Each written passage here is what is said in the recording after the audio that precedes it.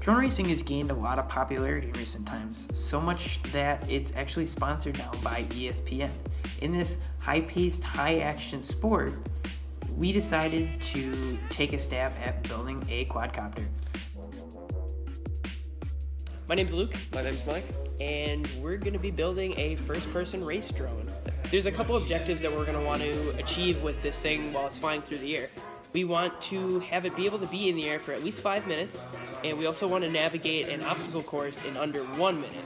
So hopefully we can accomplish that when it's all said and done. Let's dive right into it. Let's go.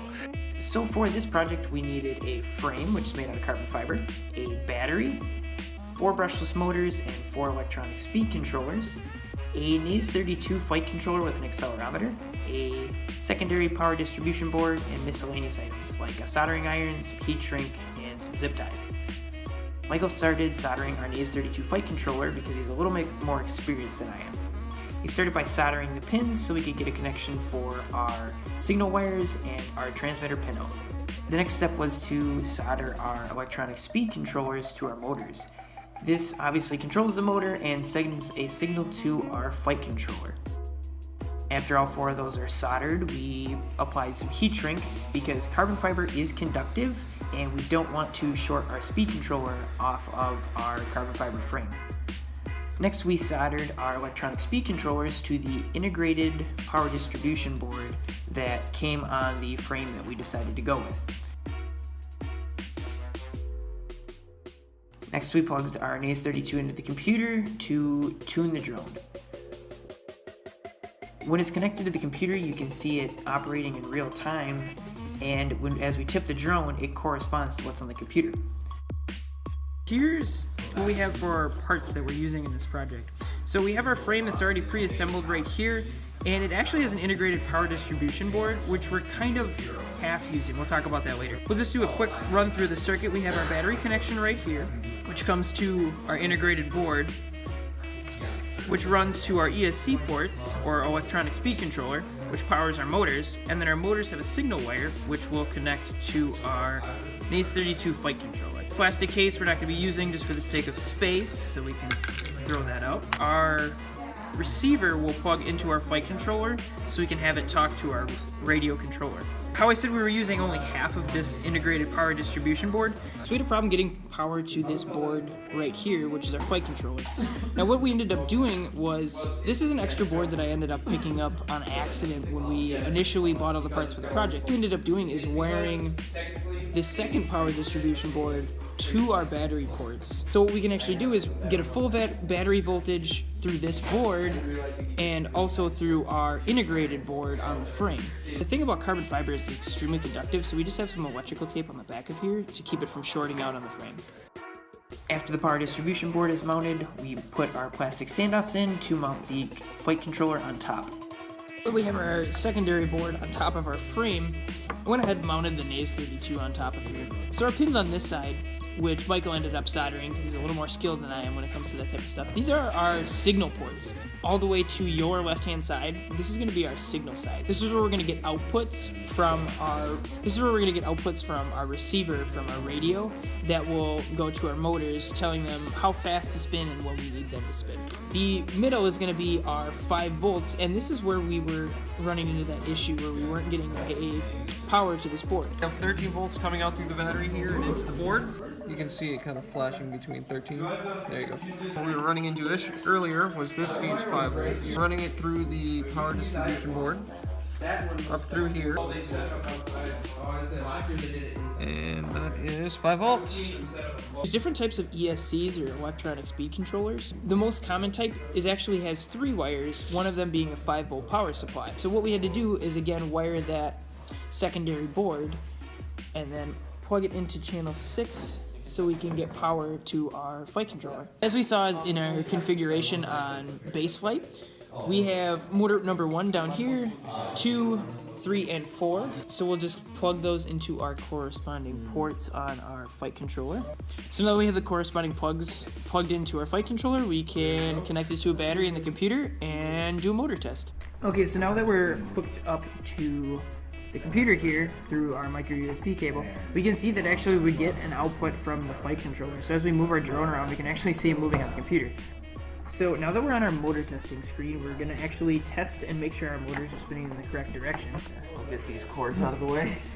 If we move our master switch up, we actually see all 4 motors start to spin. So going back to our configuration page, we want example motor number 1, which is this guy down here.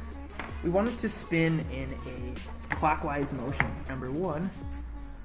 So this is in the right location. So this is in fact motor number 1. We're not getting one of these to spin. And if we go real slow, we can see that it's hitting the pad of my finger. So it's spinning in a clockwise motion.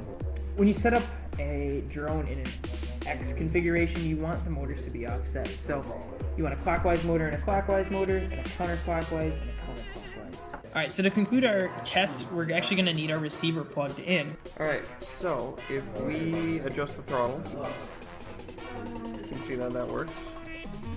If we adjust the yaw, pitch, roll. For our aux 1, our power, so if we want to fly the drone, right now it's off, and when we turn it on, you can see right here that the arm goes green. Our 2 flight modes, we have angle and horizon. Angle lets us go whatever you want, so barrel rolls and flips. Horizon won't let it dip above or below 45 degrees. That's just for your basic flying and hovering. The last step is to install our top plate for the battery and our props so we can get some thrust from the motors. Okay, so it looks a little interesting with our removable zip ties on here, but we have the GoPro strapped on here so we can get some video of what we're actually flying here, and we have our battery positioned here. Okay, so this is the first time flying this thing ever. Since Wisconsin is not agreeing with us and it's -5 outside with tons of snow, we're in a lecture hall.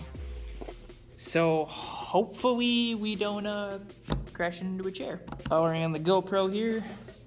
If I turn it the right way.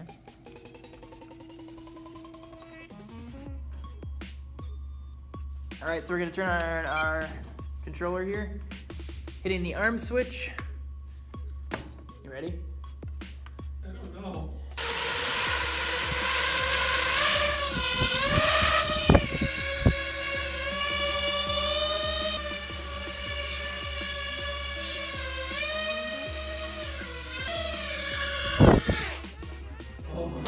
Yeah!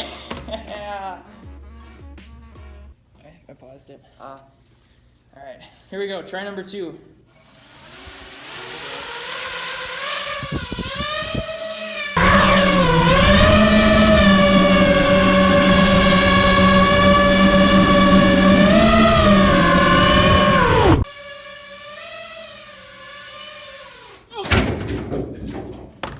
Okay. We crashed it! Something just went on fire. Yeah.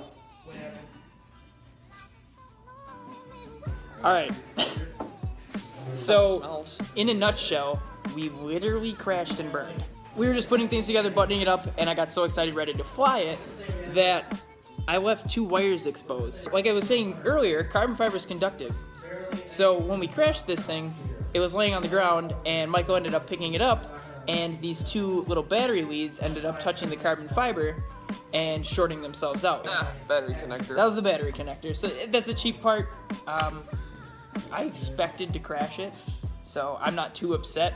But the board's fine, the ESCs are fine, the motor's fine. All we have to really do is get a new connector, solder it back on, and we'll be fine again. And we literally crashed and burned. We will be ready to fly again. What are the reactions? The first one went really well. Well, like you said, it smells of burnt electrical wires and bad decisions. We were shooting for a five-minute flight time, and we wanted to do an obstacle course of some sort. Now, unfortunately, we're kind of limited because do you know what the high temp is today? 25 with the wind chill, so I think they're saying like -10 to -15. Yeah, it's really cold outside, so not too suitable for electronics to be flying around, especially when there's snow on the ground. What do you think? We calling this a win or We got it working, and we know we can get it working again. I'd call that a win. We know it flies. We know it. We have full control over it. We just have to get better at flying it. I think that's the important thing, yeah. All right. So thanks for watching. We really appreciate your time. This will actually be the last electronics video for this semester. So we won't see you next week. It's gonna be the best one though. Exactly. It is going to be the best one. So thanks for watching, and just check back later. See ya.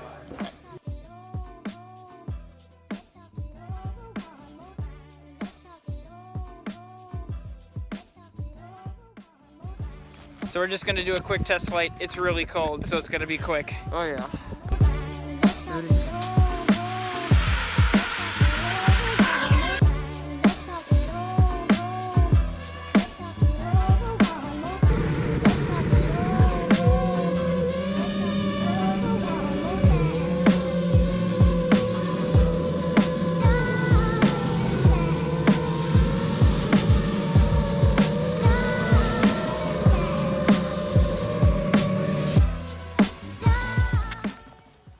Nice catch.